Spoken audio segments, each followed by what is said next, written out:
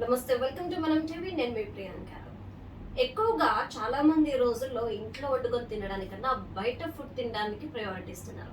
అయితే మనకు తెలిసిందే, బయట ఫుడ్ ఎక్కువగా తినడం వల్ల థైరాయిడ్ రావడం, అలానే ఒబిసిటీ రావడం, అలానే కొన్ని ప్రాబ్లమ్స్ ని మనం ఫేస్ చేస్తామని తెలుసు.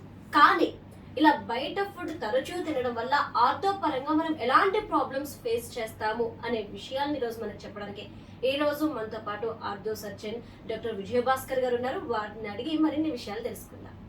నమస్కారం సార్. సార్, ఇప్పటి వరకు మాకు తెలుసు బయట ఫుడ్ ఎక్కువగా తినడం వల్ల చాలా ప్రాబ్లమ్స్ వస్తాయి. థైరాయిడ్ రావడం, లేదంటే లివర్ ఫంక్షనింగ్ బాగోకపోవడం, ఇలాంటివి మేము వింటూనే ఉన్నాం. కానీ ఆర్థో పరంగా ఎలాంటి ప్రాబ్లమ్స్ ఫేస్ చేయాల్సి వస్తుంది?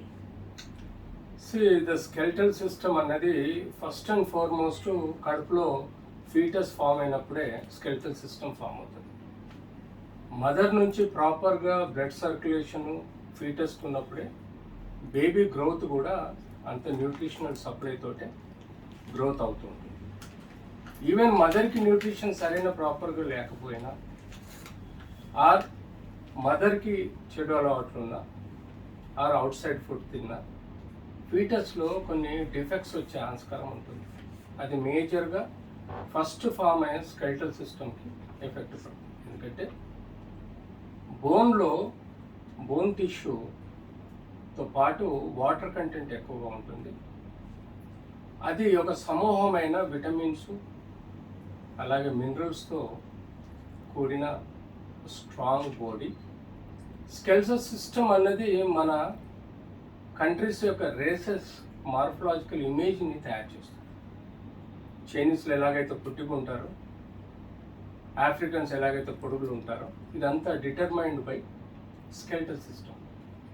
సో ఆబ్వియస్గా అలాంటి స్కెల్టల్ సిస్టమ్ స్ట్రాంగ్గా లేకపోతే మనకు ఎన్నో సమస్యలు డెవలప్ అయ్యే ఆస్కారం ఉంటుంది. అది కంజెంటల్ కావచ్చు, ఆర్ అక్వైర్డ్ కావచ్చు.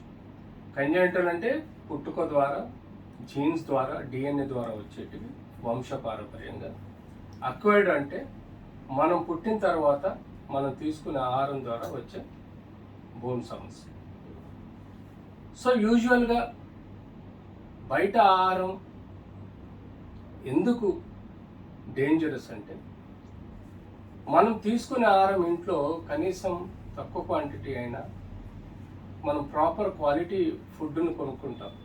అది కార్బోహైడ్రేట్ అనుకోండి, ప్రోటీన్ అనుకోండి, ఫ్యాట్ అనుకోండి, లిక్విడ్స్ అనుకోండి, ఈవెన్ బేసిక్ వాటర్లో కూడా మీకు సామాన్యంగా చాలా మినరల్స్ మీ బోన్ హెల్త్కి, మీ బాడీకి హెల్ప్ చేస్తుంది. ఎప్పుడైతే మీరు ఈ తీసుకునే ఆహారం బయట కలుషితమైన నీరు కానీ, కలుషితమైన ఆహారం ఈ రోడ్ సైడ్ స్టాల్స్లలో కానీ, పానీపూరి లాంటి ఇన్ఫెక్టెడ్ వాటర్లో కానీ, లేకపోతే ఇతరత్ర చాట్ కానీ, ఆ జంక్ ఫుడ్లో కూడా ఎక్కువ శాతం సరైన ప్రాపర్గా స్టోరేజ్ చేయకుండా అమ్మడం వల్ల, ఆర్ ప్రాపర్గా హీట్ చేసి ఇవ్వకపోవడం వల్ల, చేసినవి చల్లబడ్డ తర్వాత ఫంగస్, బ్యాక్టీరియా ఎఫెక్ట్ అవ్వడం వల్ల, ఇవన్నీ మన బాడీలో టాక్సిన్స్ని డెవలప్ చేసి సమస్యలు సృష్టిస్తాయి. సో ప్రతి ఇన్ఫెక్షన్స్ కావచ్చు, లేకపోతే బాడీలో బోన్స్లో ఉండే వీక్నెస్ వలన, ఆస్టోపోరోసిస్ అనే వ్యాధి వలన బోన్ వీక్నెస్ కావచ్చు. బోన్లో మీకు చూస్తే ఈ కార్టెక్స్ ఉంటుందండి, ఇది గట్టి ఎముక, మధ్యలో మ్యారో ఉంటుంది, దాన్ని మనం ట్రొబాక్యులో ప్యాటర్న్ అంటాం. ఎవరికైతే ఈ కార్టెక్స్ స్ట్రెంత్గా ఉండి, ఈ ట్రొబాక్యులో ప్యాటర్న్ అంటే లోపల గుజ్జు అంటారు, అది స్ట్రాంగ్గా ఉంటుందో, అది నార్మల్ బోన్గా, ఆ స్ట్రెంత్ బోన్గా ఆ పరిగణలో తీసుకుంటాం. ఇది పిల్లలలో చాలా స్ట్రాంగ్గా ఉంటుంది. అడల్ట్స్లలో కొంత వీక్ తయారవుతుంది, ఎందుకంటే వాళ్ళకు కొన్ని డెఫిషియన్సీస్ ఉంటాయి. అన్లెస్ అంటిల్ చిన్నపిల్లల్లో రికెట్స్ అనే disease, vitamin D diseases, nutrition అంటే ఇథోపియా లాంటి కంట్రీస్లలో వాళ్ళకు ప్రాపర్ న్యూట్రిషన్ కూడా గవర్నమెంట్ ఇవ్వకపోవడం, basic egg, groundnut, milk or biscuits ఇలాంటివన్నా బేసిక్గా గవర్నమెంట్ ప్రొవైడ్ చేస్తే వాళ్ళకు vitamin D, calcium, minerals, protein, carbohydrate, fat sufficient మోతాదులో వచ్చినప్పుడు బోన్ స్ట్రెంత్ పెరిగే ఆస్కారం ఉంటుంది. కానీ ఎప్పుడైతే ఈ డెఫిషియన్సీ ఉన్నప్పుడు, ఈ సమస్యలు డెవలప్ అయినప్పుడు చిన్నపిల్లల్లో ఈజీగా బ్రేక్ అయ్యే ఛాన్సెస్ ఉంటుంది. కానీ అదృష్టం కొద్దీ పిల్లల్లో థిక్ లేయర్ ఒకటి పెరియాస్టమ్ అని ఉంటుంది బోన్ పైన, అది వాళ్ళని కాపాడుతుంది. అదే అడల్ట్స్లలో ఆ పెరియాస్టమ్ అనే లేయర్ చాలా వీక్గా ఉంటుంది.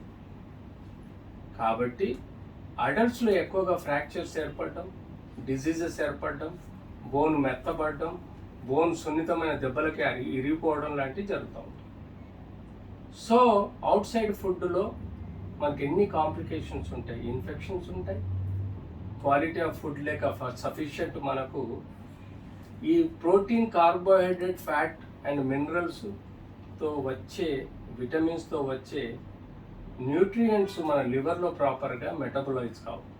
తద్వారా మనకు కావాల్సిన న్యూట్రియంట్స్ మన సెల్స్లో లేకపోవటం వల్ల మన జనరల్ హెల్త్, పేగులలో ఇన్ఫెక్షన్స్ రావడం, బ్రెయిన్లో ఇన్ఫెక్షన్స్ రావడం, కొన్ని ఈ ఆహారం బయట ఆహారం తీసుకుంటే కొన్ని స్పైరే ఉంటాయి, కొన్ని అలిగే ఉంటాయి, కొన్ని అమీబా ఉంటాయి, అంతేకాకుండా కొన్ని వామ్స్ ఉంటాయి. ఆ వామ్స్ కూడా మన బాడీలో ఎంటర్ అయ్యి బ్రెయిన్లో మనకు వైట్ ప్యాచెస్ లాంటి ప్రాబ్లమ్స్ తీసుకురావచ్చు, మెదడు వాపు వ్యాధి తీసుకురావచ్చు, ముక్కులో నోట్లో ఓరల్ ఇన్ఫెక్షన్స్ రావచ్చు, థ్రోట్ ఇన్ఫెక్షన్స్ రావచ్చు, గ్యాస్ట్రో ఎంటరైటిస్ రావచ్చు, కలరా రావచ్చు, డైరియా రావచ్చు, డిహైడ్రేషన్ పోవచ్చు, చనిపోవచ్చు. అంతేకాకుండా ఈ అవుట్ సైడ్ ఫుడ్లో వాడే ఆర్టిఫిషియల్ ఏవైతే రెడ్ కలర్గా వచ్చేది ఉంటుందో ఆర్టిఫిషియల్ కెమికల్స్ వల్ల స్కిన్కు డిజీజెస్ రావచ్చు అండ్ కడుపులో క్యాన్సర్స్ కూడా రావచ్చు. అంతేకాకుండా వాళ్ళు ఇచ్చే పాత్రలలో, ప్లాస్టిక్లలో కూడా ప్లాస్టిక్ మెటీరియల్ కూడా కరిగిపోయి ఆహారం మిశ్రమమై అది మన కడుపులోకి పోయి మెటల్ పాయిజనింగ్ కూడా కావచ్చు, ఆ ఫైబ్రోప్లాస్టిక్ పాయిజనింగ్ కూడా కావచ్చు. సో ఇలా మన బోన్ స్ట్రెంగ్త్ కోసము మనం సరైన న్యూట్రిషన్ తీసుకున్నప్పుడే అది మనల్ని కాపాడుతుంది. సో ప్రాక్టికల్గా హార్మ్ఫుల్ ఫుడ్ మనము వేరియస్ బ్రెయిన్ నుంచి మొదలెడితే టో వరకు వచ్చే సమస్యలు, వీళ్ళు ప్రిపేర్ చేసే పద్ధతి, మార్కెట్లో వీళ్ళు ఇలా పెట్టుకొని ఉన్నప్పుడు గాలి, దుమ్ము, టాక్సిన్స్, ఇంకా ఇందులో లేని టాక్సిన్స్ అంటుండో అన్నీ ఈ పాత్రల్లో పడి అదే మనకు పెట్టడం వల్ల మనకు వేరియస్ ఫుడ్ ప్రాబ్లమ్స్ వచ్చే ఆస్కారం కూడా ఉంటుంది. ముఖ్యంగా మనం food poisoning, out side food వల్ల మనకు ఫుడ్ పాయిజనింగ్ ఎక్కువగా వస్తుంది. Toxins, harmful substances, viruses, bacteria ఉంటుంది. అందులో సాల్మొనెల్లా ఇన్ఫెక్షన్ అనేది కామన్గా మనం చూస్తాం. ఇది one of the most dangerous infections. ఆ తర్వాత ఈకోలై, ఈ ఈకోలై బ్యాక్టీరియా వల్ల కూడా మనకు కడుపులో లూజ్ మోషన్స్ రావడం, కలరా రావడం, సర్టన్ కలరా అనే ఇన్ఫెక్షన్, వెబ్రియో కలరా అనే బ్యాక్టీరియల్ ఇన్ఫెక్షన్ వలన కూడా మనకు డ్రింకింగ్ వాటర్లో కానీ ఇతరత్ర ప్రాబ్లమ్స్లో ఉంటాయి. డిసెంట్రీ అంటే లూజ్ మోషన్స్, ఇది కూడా కొన్ని బ్యాక్టీరియా వలన, కొన్ని వైరసెస్, పారాసైట్స్ వలన కూడా మనకు లూజ్ మోషన్స్ రావడం, ఇలాంటి ఫుడ్, వాటర్ వలన ఇన్ఫెక్షన్స్ వస్తాయి. హెపటైటిస్ ఏ, ఇది మనం తీసుకునే ఆహారంలో లివర్లో సరైన ప్రాపర్గా డైజెషన్ కాకుండా ఆ యొక్క లివర్ని ఇన్ఫెక్ట్ చేయడం వల్ల లివర్ ఇన్ఫెక్షన్ని హెపటైటిస్ అంటాం. అది ఏ అండ్ బి అని ఉంటుంది. ఈ హెపటైటిస్ అనేది ట్రాన్స్మిసిబుల్, అంటే ఒక వ్యక్తి నుంచి ఇంకో వ్యక్తికి ట్రాన్స్మిట్ అయ్యే రిస్క్ కూడా ఉంటుంది. కాబట్టి ఈ మధ్య కాలంలో ప్రతి ఒక్కరికి మేము హెపటైటిస్ టెస్ట్ చేసి వాళ్ళకి కావాల్సిన వ్యాక్సిన్స్ కూడా ఇస్తున్నాం.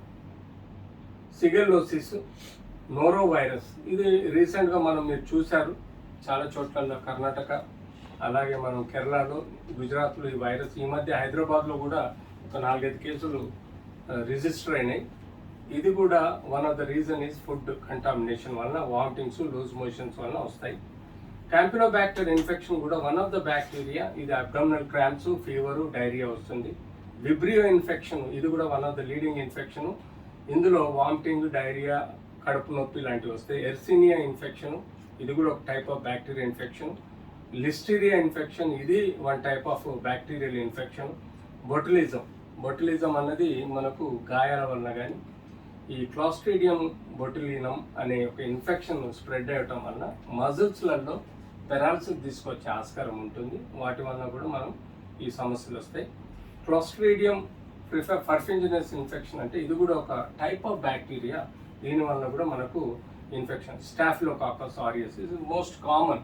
ఈ వైరస్, ఈ బ్యాక్టీరియా మనకు ఫుడ్లో ఎక్కడైతే కంటామినేట్ అవుతుందో, సరైన హాట్ ఫుడ్ తినరు, ఫుడ్ని స్టోరేజ్ చేసి తింటారు, చల్లబడతారు తింటారు, ఇట్లాంటి బ్యాక్టీరియా వచ్చే ఆస్కారం ఎక్కువగా ఉంటుంది. దానివల్ల మనకు వామిటింగ్, కడుపు నొప్పి, అలాగే మనకు క్రాంప్స్ లాంటి సమస్యలు వస్తాయి.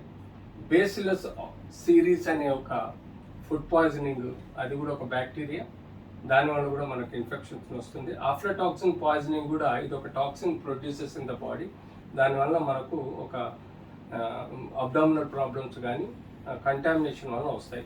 సిగుటెరా ఫిష్ పాయిజనింగ్, ఒక రకమైన ఫిష్ ఉంటుంది, అది మెరైన్ ఆల్గే ఫిష్లో ఈ ఇన్ఫెక్షన్ వచ్చే ప్రాబ్లం ఉంటుంది. కాబట్టి వాళ్ళకి ఈ ఫుడ్ పాయిజనింగ్ ప్రాబ్లమ్స్ రావచ్చు. స్కాంబ్రాయిడ్ ఫిష్, ఇది కూడా ఒక రకమైన ఫిష్ వల్ల మనకు వచ్చే ఇన్ఫెక్షన్ వల్ల అవుతుంది. అంతేకాకుండా మనం తినే పాత్రలలో హీట్ వలన ప్లాస్టిక్లో కానీ పాత్రలలో కానీ ఓపెన్ ఎక్స్పోజ్డ్ అయిన ఫుడ్లో ఏవైనా పార్టికల్స్, మెటల్స్, అది స్టోనీ మెటీరియల్ అనుకోండి, మనం వాడుకునే ఐరన్ మెటీరియల్ అనుకోండి, టైటానియం అనుకోండి, మాలిబ్డినియం అనుకోండి, అయితే ఫైబ్రోప్లాస్టిక్ ఫైబర్ టిష్యూ అనుకోండి, పాలివినైల్ టిష్యూ అనుకోండి, ఆ రిఫ్లెక్స్ల వలన వచ్చే టిష్యూ వలన కానీ మనము ప్యాకింగ్ చేసినప్పుడు ఆ హీట్కి ఆ లోపలి పొర దెబ్బతిని అది ఫుడ్లో కలుషితం అవుతుంది. అది మనకు తెలియదు. సో అది మనం తినేస్తాం. తినేయటం వల్ల ఆ మెటల్స్ అన్నీ మన కడుపులో పోయి మనల్ని ఫుడ్ పాయిజనింగ్ చేస్తాయి. So these are the most important food poisonings. కాబట్టి మనం వీలైనంత వరకు స్టీల్ పాత్రలలోనే వంట చేసుకోవాలి. ఇంట్లో కూడా బయట ఎక్కడ ప్లాస్టిక్ రోట్లో సర్వ్ చేసేటప్పుడు తీసుకోకూడదు. వీలైనంత వరకు స్టీల్ పాత్రల్లో అయితే మనకు స్టెయిన్లెస్ స్టీల్లో ఈ వేడికి కరిగే ఆస్కారం తక్కువ ఉంటుంది, ఫుడ్ పాయిజనింగ్ కాదు. అలాగే తీసుకున్న ఫుడ్ కూడా సరైన కిచెన్ మెయింటెనెన్స్ ఉంటేనే తీసుకోండి. ఎందుకంటే ఈ మధ్య హైదరాబాద్లో మనం చూస్తున్నాం, ప్రతి హోటల్లో రైడ్ చేసినప్పుడు కలుషితమైన ఆహారం, కుళ్ళిపోయిన మాంసాహారము, వెజిటేబుల్స్ కుళ్ళిపోయినాయి వండడం. వాళ్ళు అనుకుంటారు మేము వేడిగా ఇస్తున్నాంలే, ఎలాంటి వ్యాధి రాదని అనుకుంటారు. మనం అనుకుంటాం వేడి ఆహారం తింటున్నాంలే, మనకేం కాదనుకుంటాం. కానీ ఇండైరెక్ట్ ఆర్ డైరెక్ట్ దాని యొక్క టాక్సిన్స్ మన బాడీలో రిలీజ్ అయ్యి మనకి ఎన్నో సమస్యలు వస్తాయి. హెయిర్ ప్రాబ్లమ్స్ వస్తాయి, స్కిన్ ప్రాబ్లమ్స్ వస్తాయి, ఐ ప్రాబ్లమ్స్ వస్తాయి, నోజ్ మౌత్ ప్రాబ్లమ్స్ వస్తాయి, చెస్ట్ ఇన్ఫెక్షన్స్ వస్తాయి, అబ్డామినల్ ఇన్ఫెక్షన్స్ వస్తాయి, మజిల్ ఇన్ఫెక్షన్స్ వస్తాయి, అండ్ జాయింట్ ఇన్ఫెక్షన్స్ వస్తాయి. వీటన్నిటిని మనసులో పెట్టుకొని సేఫ్ ఫుడ్ ప్రిపరేషన్ అప్పటికప్పుడు ప్రిపరేషన్ చేసి తీసుకోవడం బెస్ట్. బయట స్టోరేజ్ ఫుడ్ ప్రిపేర్ చేసి ఇస్తారు కాబట్టి మీకు రావాల్సిన sufficient protein, carbohydrate, fat, minerals రావు. సో జాగ్రత్తగా ఉండండి. Thank you so much sir. అయిపోయింది కదా ఇవాళ? ఇంకోటి అమ్మా, ఏంటి క్వశ్చన్? అంటే జస్ట్ 3 వచ్చినాయి కదా మనకి. 3 కాదు 4, 5. 4 అంటే 4 వచ్చాయి కాదు, 3 లేదండి చూడండి. 3 ఒకటి 10 7 ఒకటి వచ్చింది, 13 ఒకటి వచ్చింది, 11 ఒకటి వచ్చింది. 13 ఏది వచ్చింది?